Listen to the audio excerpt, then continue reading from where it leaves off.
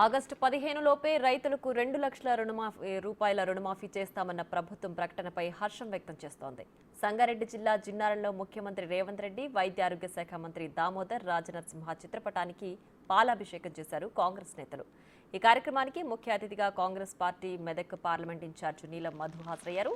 ఇచ్చిన మాటకు తెలంగాణ ముఖ్యమంత్రి రేవంత్ రెడ్డి ప్రభుత్వం కట్టుబడి ఉందని అన్నారు. కాంగ్రెస్ పార్టీ ఇచ్చిన 6 గ్యారంటీల హామీలన్నీ త్వరలోనే కాంగ్రెస్ ప్రభుత్వం పూర్తి చేస్తుందన్నారు. రుణమాఫీ విషయంలో సవాల్ చేసిన హరీష్ రావు రాజీనామా చేయడానికి సిద్ధంగా ఉండాలని అన్నారు.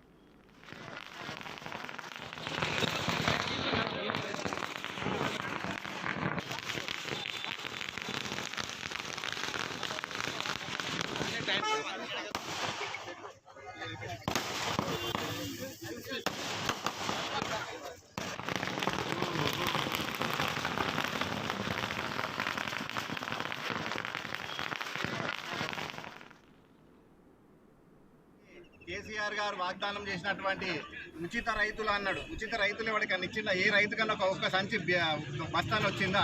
రాలేదు. డబుల్ బెడ్రూమ్ అన్నాడు, వచ్చిందా?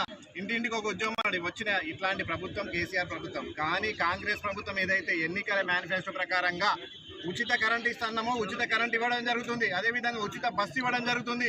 ఈ రోజు ఏకకాలంలో 2 లక్షల రుణమాఫీ కూడా ఏకకాలంలో చేయడం జరుగుతుంది. ఇదంతా కాంగ్రెస్ ఘనత, అదేవిధంగా రేవంత్ అన్న ఘనత అని కూడా తెలియజేయడం జరుగుతుంది. కాబట్టి మేమంతైతే కాంగ్రెస్ గవర్నమెంట్ ఒక్కసారి ఒక మాట చెప్తే ఖచ్చితంగా దాన్ని నెరవేరుస్తామని కూడా తెలియజేస్తూ, రాబోయే కాలంలో కూడా ఏవైతే మేము 6 గ్యారంటీలు ఖచ్చితంగా చెప్పినామో 6 గ్యారంటీలు కూడా 1 by 1 ఖచ్చితంగా నెరవేరుస్తామని కూడా తెలియజేస్తూ, ప్రతి ఒక్క రైతును కంట్లో పెట్టుకొని చూసుకుంటామని తెలియజేస్తూ, ఈ ప్రోగ్రాంకి వచ్చినటువంటి ప్రతి ఒక్కరికి అందరు కూడా పేరు పేరు నమస్సమాంజలి తెలియజేస్తూ, ఏదైతే కేసీఆర్ గారు వాగ్దానం చేసినట్టు